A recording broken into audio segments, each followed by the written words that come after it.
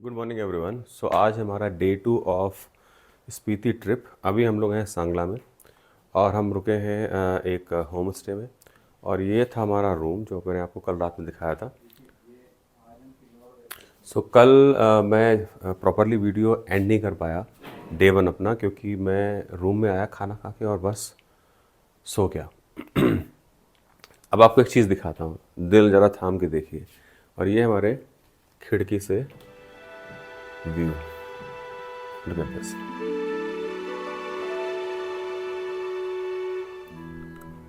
वो सामने छोटा सा घर में देखिए धुआं उठ रहा है, बिल्कुल खाना बन रहा है। ये खेत है, होम स्टे है जिनका, उन्हीं के खेत है।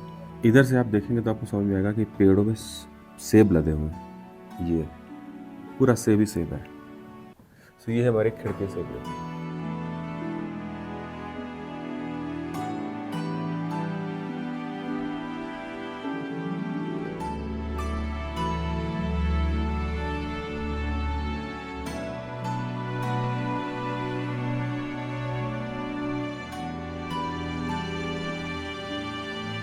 आगे आगे जा रहे हैं विक्रांत जी और वो हमें ले जा रहे हैं नदी की तरफ। और हम ये ऐसे पगडंडी से होते जा रहे हैं सीधे नदी की तरफ। और आपको एक मज़ेदार चीज़ दिखाता हूँ अभी, अब देखिएगा। थोड़ा मैं चलने पे भी ध्यान दे रहा हूँ, नहीं तो पैर मुड़ जाएगा मेरा। ये देखिए, इसको कहते हैं जन्नत। ये देखिए जन्नत आप।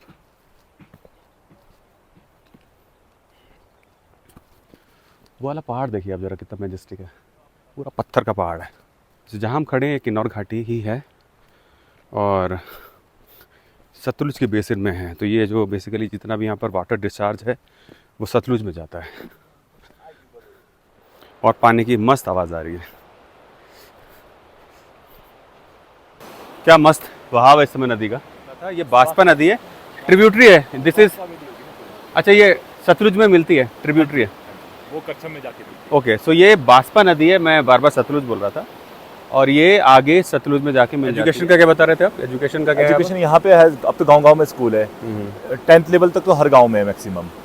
और यहाँ पे जैसे हमारे गांव में बटसेरी में +2 है आर्ट्स के लिए। हाँ, साइंस या कॉमर्स पढ़ना होगा तो वो सांगला में नियर बाई। अच्छा, तो ये जो सांगला है, सांगला का कोई हिस्टोरिकल सिग्निफिकेंस भी है किन्नौर का? हाँ, सांगला का सांगला में जैसे मेल हिस्टोरिकल विलेज ना कामरू है हमारा। कामरू, हाँ जी, वो जो अपना रामपुर रियासत है ना, रामपुर राजाओं का टाइम होता तो ये रामपुर रियासत का पार्ट? हाँ पूरा। और वो राजधानी हुआ करता है। अच्छा, रामपुर राजधानी थी? नहीं, पहले कामरू होती थी। कामरू राजधानी होती थी। फिर वो बाद में शिफ्ट होकर सराहन से फिर रामपुर हुआ। तो यहाँ के लोगों का जो मेन अर्निंग सोर्स क्या है? मतलब मेन अभी तो एप्पल है सर। एप्पल। हाँ, वो तो सीजनल हो गया। हाँ सीजनल। साल में एक ही फसल होती है? साल में एक ही फसल होती है। तो उसके अलावा बाकी दिन? पर एप्पल से यहाँ पे इतनी हो जाती है कि अच्छा, एप्पल। हाँ, क्योंकि किन्नौर, हम तो मैं बताया कि मैं खुद घर में किन्नौर ही लाता हूँ। हाँ, तो मेन फोकस एप्पल पे लगता है। बाकी अपने खाने के लिए राजमा हो गए, मटर हो गए। और जो तो आप अपने खाने का उगाते भी हैं और बेचते भी हैं? हाँ, बेचने का थोड़ा कम रहता है। कम रहता है। हाँ, बेसिकली आलू हो गया, मटर हो गया। मटर बेचते हैं हम काफी। जैसे हमारे यहाँ क्या होता है, हम दिल्ली में हैं, ये शिमला मिर्च है, हाँ ये जी। पहाड़ी आलू है, हाँ जी, ऐसे बोलते हैं ना। हाँ जी। या ये गोभी इस समय हिमाचल से आ रही है, नीचे गोभी। जैसे सर्दियों में तो नीचे गोभी पैदा हो जाती है हमारे यहाँ, हाँ जी, हाँ जी। लेकिन गर्मियों में गोभी आती है, वो कहते हैं हिमाचल से आ रही है। तो शायद हाँ। यहीं से जाती होगी। थोड़ा हमारा सीजन सारा लेट रहता है ना। हाँ, तो हाँ, इस वजह से इतना नहीं होता है। मटर काफी निकलता है यहाँ पे। मटर, आलू, जैसे और राजमा हाँ, हो हाँ। गए। हाँ, बाकी जैसे बकवीट होता है लोकल। अच्छा, ओगला हाँ, फाफरा हाँ, बोलते हैं जो, वो काफी कॉस्टली जाता है। वो 200 रुपये किलो। अनाजों में सबसे ज्यादा फेमस क्या है यहाँ पर अनाज? जैसे वो बकवीट है उसमें। बकवीट, जैसे हाँ। दाल वगैरह मेजर, जैसे उत्तराखंड में भट्ट की दाल सबसे ज्यादा फेमस होती है, रेगुलरली यूज होती है। यहाँ पर ऐसा कोई? यहाँ पे वो लोकल मटर जैसी होती है। लोकल हाँ, मटर लोकल मटर, वो उसकी दाल बना होती है। बाकी राजमा यहाँ की फेमस तो किन्नौरी बहुत राजमा सही है। सबसे टेस्टी रहता है। एक और क्वेश्चन था मेरे दिमाग में जब मैं आ रहा था यहाँ पर रात में। तो मुझे लग रहा था कि शाम को खाने के वक्त पूछूंगा। जैसे कल हम लोग की बात भी शुरू हुई कि उत्तराखंड में ना लोग अपने गांव को छोड़ के शहर आ जाते हैं, गांव में ताले लगे हुए हैं। हाँ जी। मैंने कई बार ऐसे गांव देखे ट्रैकिंग में कि पूरे गांव में घरों में ताले हैं, कोई नहीं रहता वहाँ पर। वैसा यहाँ नहीं दिखता है। यहाँ पे नहीं।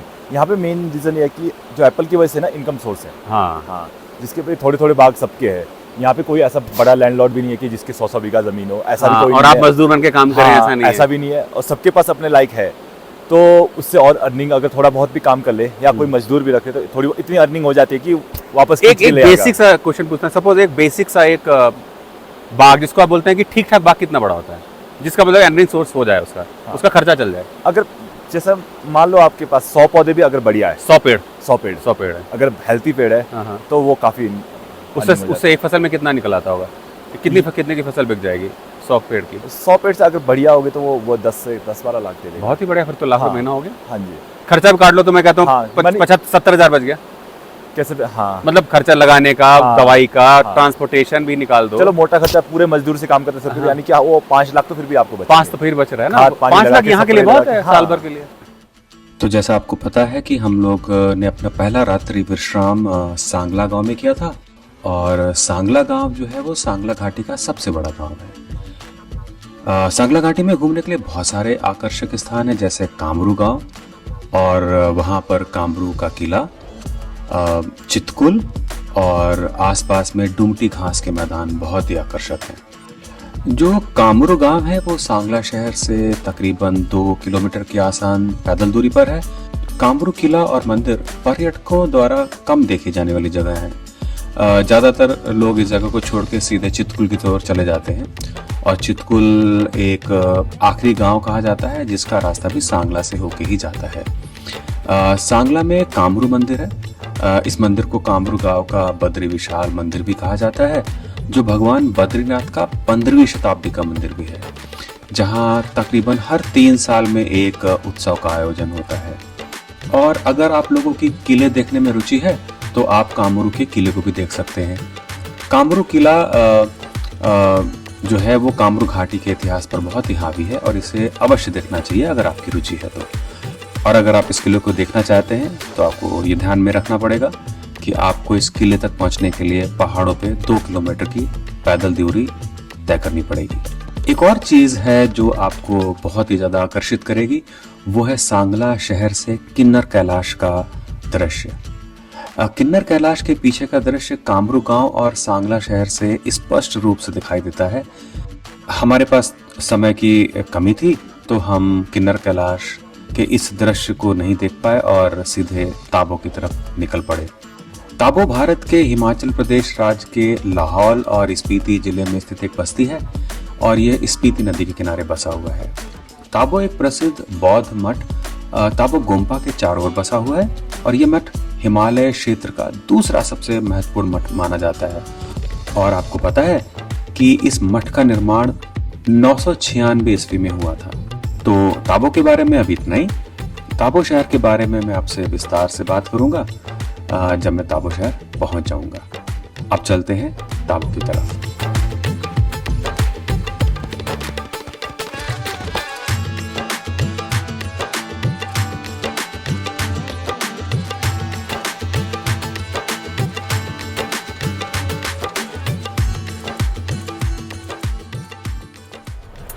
हम लोग होटल से चेकआउट करके निकल गए, और होटल में जाना अपने आप में भी एक ऑफ रोडिंग का एक्सपीरियंस था। तो वो गोप्रो की फुटेज में आपने देखा होगा कि कैसे वो ऑफ रोडिंग से हमने वो एक्सपीरियंस किया उसको, होटल से अपना होम स्टे से रोड तक आने के लिए। और हमारे जो बहुत ही एबल ड्राइवर हैं, मेरे तो बस की भी नहीं थी तो he very easily he could easily navigate through that. You're just being humble. You drove well yesterday. तो अभी हम लोग बस होम स्टे से निकले। हमारा ओरिजिनल प्लान था कि हम पहले चितकुल जाएंगे, चितकुल में कुछ फ़ोटोज़ वगैरह लेंगे, और वहाँ से हम वापस जाएंगे ताबो की तरफ। ताबो का जो डिस्टेंस है वो कुछ 190 दिखा रहा है, और हो सकता है होम स्टे 5 किलोमीटर पहले हो या 5 किलोमीटर बाद हो। और जो हमारा अभी तक का जो एक्सपीरियंस रहा है कि 200 किलोमीटर का मतलब 6 घंटे, और अगर रोड अच्छी हुई तो 5 घंटे, और रोड ख़राब हुई तो 6 के 7 भी हो सकते हैं। जैसे जैसे रोड आते जाएगी वैसे वैसे आपको मैं दिखाता जाऊंगा कि हमारा क्या मूवमेंट है और हम लोग क्या एक्सपीरियंस कर रहे हैं, वो आपके साथ शेयर होता रहेगा। Do you want to add anything? But today we started late, but the best part we were able to enjoy the nature. We had morning का हमारा जो वॉक था रिवर का, and we had a fresh apple right from the tree, and it was refreshing. It was worth skipping, I would say, Chitkul.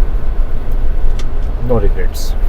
एक और चीज़ जो मुझे पता लगी, जो विक्रम जी ने बताया, विक्रांत नाम है उनका, जो होम स्टे के ओनर है, उन्होंने बताया कि जो किन्नौर का जो हमारा एप्पल है वो बेसिकली नेटिव हिमालयन नहीं है, ये ब्रिटिशर्स जो आए थे वो इंग्लैंड से लेके आए थे इसको, और ये ग्राफ्टिंग के थ्रू लगता है। तो पहले आप बीज से पेड़ बनाते हैं, पौध लगाते हैं, जब पौध थोड़ी सी बड़ी होती है तो उसको ग्राफ्टिंग करते हैं, तब ये आपको किन्नौर का जो एप्पल है वो मिलता है।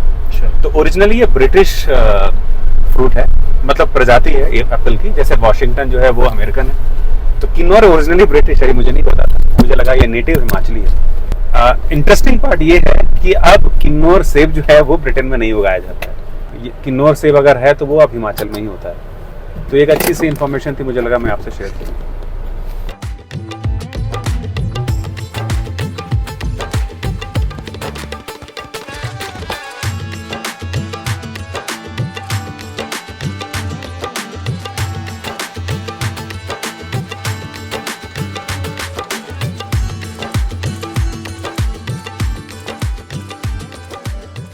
ये जो भी रोड दिख रही है ये ऐसे लग रहा है कि हमें किसी ने कुछ जन्नत कुछ गिफ्ट कर दी है इतने दिनों में। कल शाम को 4 बजे से जो हम रोड पे चल रहे हैं, तो ये रोड हमें ऐसे लग रहा है कि पता नहीं हमें क्या मिल गया है, लग रहा है कारपेट हमारी गाड़ी के लिए बिछा हुआ है। ये हमें शिमला के बाद, नारकंडा के बाद से पहली बार इतनी अच्छी रोड मिल गई है। अब आई होप कि ये कब जितनी देर तक मिल जाए उतना अच्छा है। Thanks to Karcham dam team जिन्होंने ये मेंटेन करी है। ये साइड में उधर करचम डैम है जिसकी ये लेक है, ये बसपा नदी है। बस ये हाँ, दिस इज बसपा नदी जिस पे डैम बना हुआ है, बैराज है बेसिकली, और यहीं पर हाइड्रो पावर प्लांट भी है जिंदल का। और ये तो सतलज कह रहा है भाई मैप तो। ओके, कर लो। हाँ आई थिंक ये सतलज ही है, ये वाला सतलज पे है। सतलज है। हाँ सॉरी, ये बसपा वाला बैराज पीछे रह गया है, हम कंफ्यूज हो गए, हमने क्रॉस कर लिया ना। तो ये सतलुज नदी का पे बना हुआ ये हाइड्रो इलेक्ट्रिक पावर प्लांट है, और दिख ही भी रहा है ना क्योंकि ये दूसरी नदी, वो हम दूसरी साइड थे। इसका रंग भी अलग है। Look at the colour of the sky, sky से अच्छी में रोड लग रही है इस समय। This is good.